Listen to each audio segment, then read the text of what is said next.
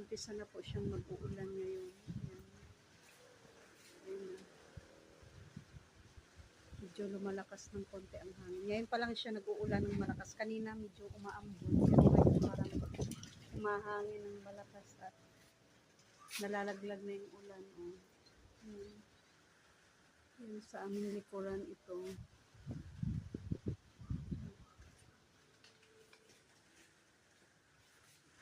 Ay, yung mga aming aso.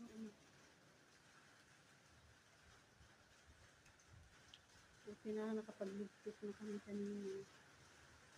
Ayan. Ngayon palang pumatak talaga yung ulan. Kasi kanina makulimlim lang, tsaka medyo ambon-ambon. Ngayon parang bumagsak na siya ng paunti-unti. Ayan.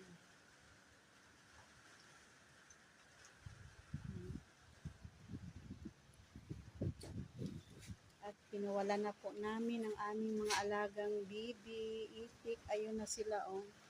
Kasi baka mamaya lipa rin yung kanilang kulungan, yung kanilang bubungan.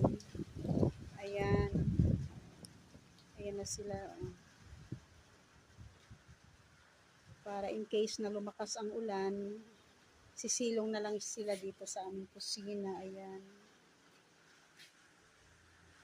Ay, sana naman wag namang lumakas ang hangin at ang ulan na ito, Lord.